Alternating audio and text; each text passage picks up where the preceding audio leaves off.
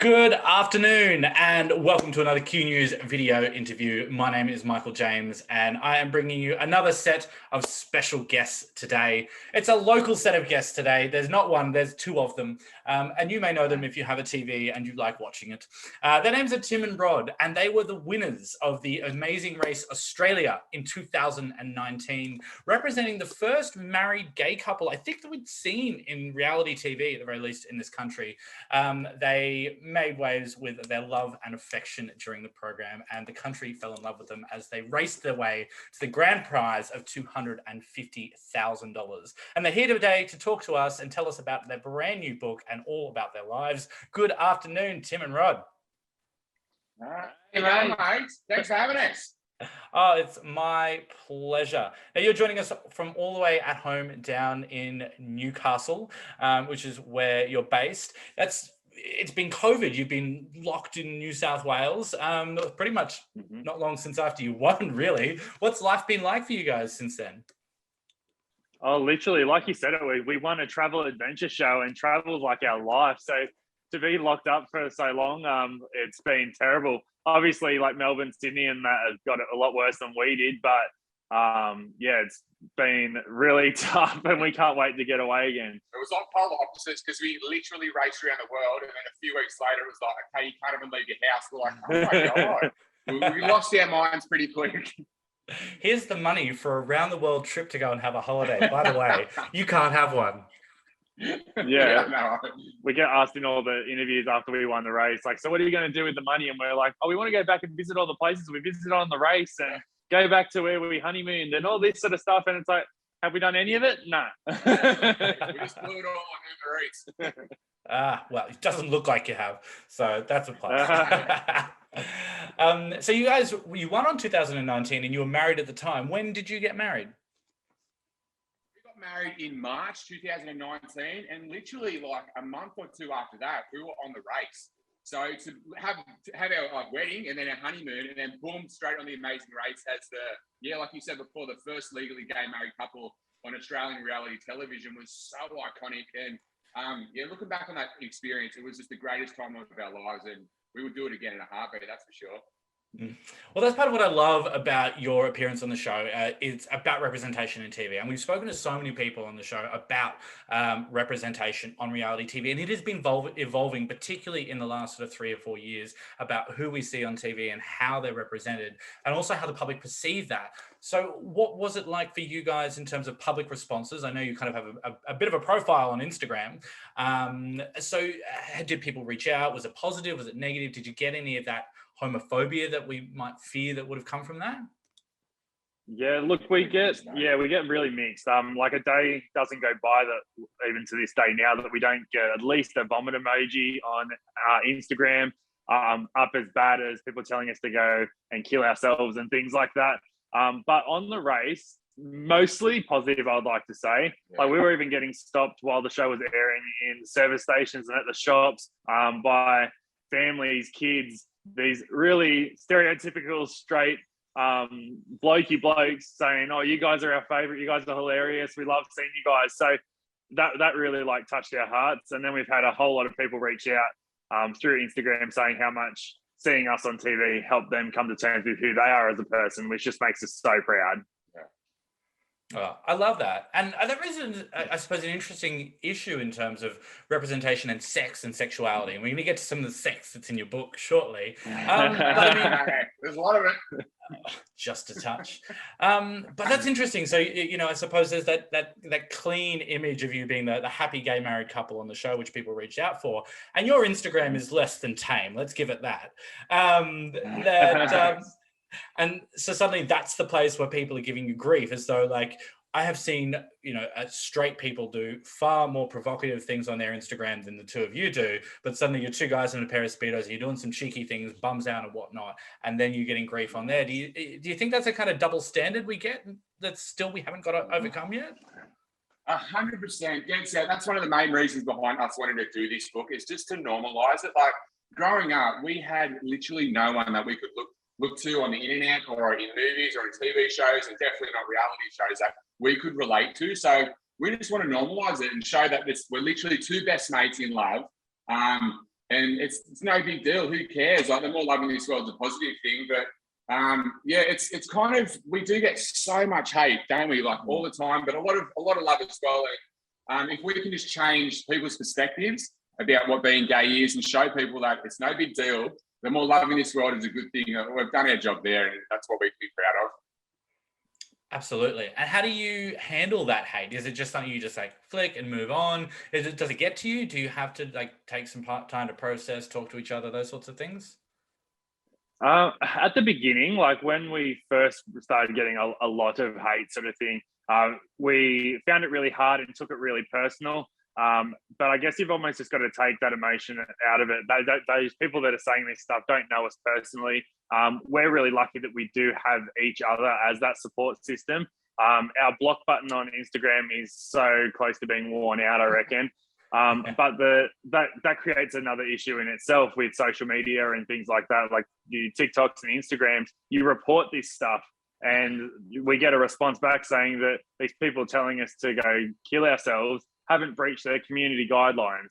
And it's just like, you write back, well, F off, and we get blocked from going live for 2 weeks. And it's like, come off it. The thing that pisses me off the most is because you obviously go into their profile and people are telling us to kill ourselves, that we're disgusting, we're going to burn in hell. You go look at their profile and it's like a mother with 3 kids, or it's some dad who's got a family, and you're like, what is going on in the world? Like, yeah, we get the blank profiles, there's no picture, there's no followers, and there's no pictures on their page, which we can understand it's some coward with the fake profile. But when it's like a mother, a father, a grandmother, someone who's running a business like locally near us, that's when it's like, what is going on in the world? So yeah, hopefully we can be that hope that we're willing to take all that criticism and all that hate if it's just going to inspire people to do the same thing, like live their truth, really.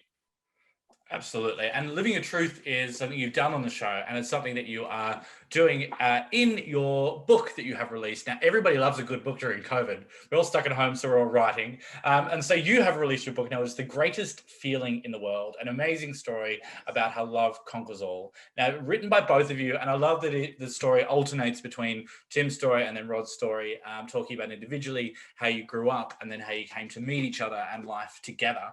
I suppose was your intention behind writing this about bringing that more of that visibility to people, and I suppose that hope again for those young queer people?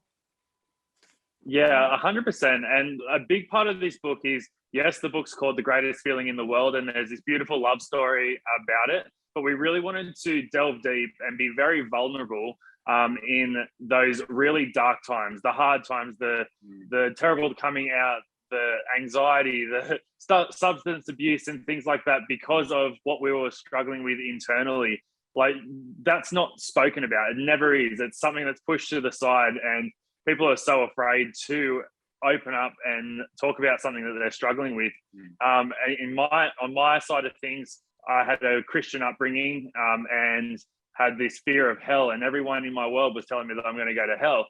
So like on my side of it, I delve into that and all the struggles of that ongoing debate going in my head. Like, I think I'm gay, but am I going to go to hell, and vice versa. So we go into those parts that I don't think anyone's ever spoken about before. But the best thing about the book, like my favorite thing is, but obviously 2 gay guys that have written this book, and gay people are hopefully going to love it. But every single issue we talk about in this book, 99.9% of people, gay, straight, bi, whatever, could relate to. We're talking about our coming out stories, which is obviously we're 2 gay men, but like you said before, anxiety, depression, eating disorders, alcohol abuse, really bad breakups, like social media, the like negative pitfalls and the what do you call it, the pressures of the social media world. We touch on every single topic that any person could relate to. So hopefully anyone reading this book, it can give them hope that if they're going through struggles and their world is shit at the moment, well, there is a bright light or a rainbow at the end of it, no matter how crap your life is. Absolutely, and it's good to have those stories because a lot of us have them and we share. And I've seen through different aspects of you were talking about, the eating disorders. I saw there was a bit of self harm, and the denial, and the family coming out and not wanting you to come out. All of those things, but not everybody wants to talk about them. And it is really great, I suppose, to get to see people actually reaching out and telling. So even those people who don't want to actually verbalize them, we can sit there and go, oh, yeah, you know what? Like, I know that part was me too. I can see that. And so hopefully there's young people out there that those issues will hopefully, I suppose, remove themselves in the future, but stories like yours will help them if they are still struggling. Yeah, and the book literally just came out, and we already have had people reach out saying that they couldn't put it down. They finished it already, and it's really moved them. And they, looking at us on Instagram, they would never have known that we would have gone through it, because we don't get on Instagram and be like, oh, these are the things we're struggling with that often. And maybe that's something we probably should do a bit more often. But that's where this book's come from, and already it's just come out and we're making a bit of an impact, which we're so proud of as well. But don't get us wrong, we were so terrified. We still are a bit terrified, to be honest, because they only really just released yesterday. But a lot of the issues we talk about in this book, our family doesn't even know about. Well, they do now. A lot of our closest friends never even knew that we had gone through those issues and those struggles. So we were terrified, and we still are. But it sounds so corny, but if we can help this one person, show them that they're not alone, and there's someone else who's gone through the struggles and they've seen the light at the end, well, everything's worth it in terms of that. But yeah, we're still terrified because we are pretty honest and open in this book. I think that is good, because like, you do project a picture of perfection on your Instagram, and we all know how, I suppose, false Instagram can be sometimes, and that everything is so happy and so perfect, and you guys are so happy and so perfect on the surface, and obviously you're happy now, but it's good for people to know that, behind that brilliant light that the two of you have, is there was those dark times that you did have to overcome to get there. And it is great that you're talking about them and not just pretending that everything's always been perfect and your lives have been amazing, since day dot. Yeah, exactly. 100%. Because I totally agree with you, mate. We scroll through Instagram a lot of time, and everyone paints these perfect pictures, and I don't know, it's just life has its struggles, life has its ups and downs. No one's life is perfect. I'm sure every single person could write a book about their highs and their lows, but I think it takes courage to show your truth and to tell your truth, and to be so vulnerable, because people are going to see that we don't hold back. We literally open the floodgates, and there's gay sex, there's straight sex, there's us coming out, there's us losing our virginity, there's us wanting to kill ourselves. Like, it ticks every single box, and it's pretty outrageous. There was a little bit of, because I did open up. I was like, let's have a look, flip through. Oh, there's some sex, some more sex, a little bit of sex. I love sex, which is good. And again, yeah, very entertaining. But it's good that we're normalizing those conversations as well, because so often, as we said earlier, it's about that sanitization of queer people and sex. So you're putting it out there, and it's great for people to relate to that story as well. Yeah. It's the new 50 Shades of Gay. That's what we're going with. Very, very nice. Well, it's a fantastic read, and we want everybody to get out and have a look at it. So again, it is called The Greatest Feeling in the World by Tim and Rod Sattler-Jones. Now, tell me though, most importantly, where can we get said book? Where can we buy it if people want to get their very own copy? Yes, our book will be in any good bookstore, but the biggest retailers are going to be Big W and Kmart, our two favorite places to shop. Yes, and coming up to Chrissy, it is the best Christmas present ever. You can buy it for anyone in your life. They're all going to love it. Put it on your Christmas list, because you're going to want to read this book. We guarantee it. It'll make you Chrissy. Fantastic. But again, I love that. Two gay men, their books sitting front and center in some of the biggest family-friendly stores in the country. That's a big achievement. So congratulations, boys. Thank you. Thanks so much, mate. Now, be sure you can go and follow the boys on their Instagram. Boys, what is the handle for your Insta for those who want to come and see what you've been up to? It's just at Tim and Rod. And if anyone gets the book, take a selfie with the book and tag us. Would love to share it on our Instagram page, 100%. Beautiful. So that's at Tim and Rod on Instagram. Go take a photo with the book and share it with them, and they will give you a little bit of a shout out there. Thank you so much for joining me, Tim and Rod. It has been absolutely fantastic to have you here to chat about your book, and hopefully we can see more from you in the future. Thanks so much for having us, mate. Thank you, mate. Have a great night.